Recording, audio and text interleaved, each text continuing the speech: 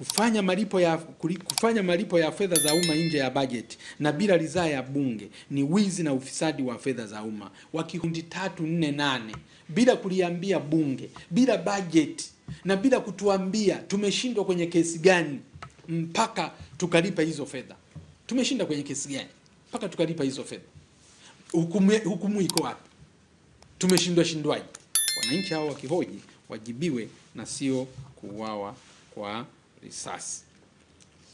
Wananchi wakihoji sababu za serikali kuingia mkataba wa uwekezaji wa bandari zote za Tanzania bila ukomo wa miaka kati ya Tanzania na Dubai, yani IGA.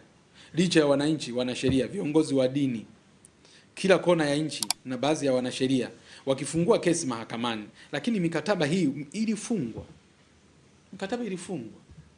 Mkataba wa kati ya Tanzania na Dubai ambao unazingiza bandari zote za nchi hii kwenye mkataba huo, katika mkataba usiokuwa na ukomo.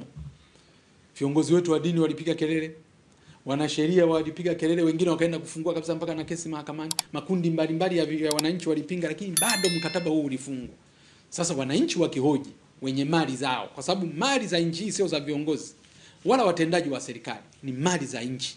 Wananchi wakihoji wajibiwe na sio kuuawa kwa risasi.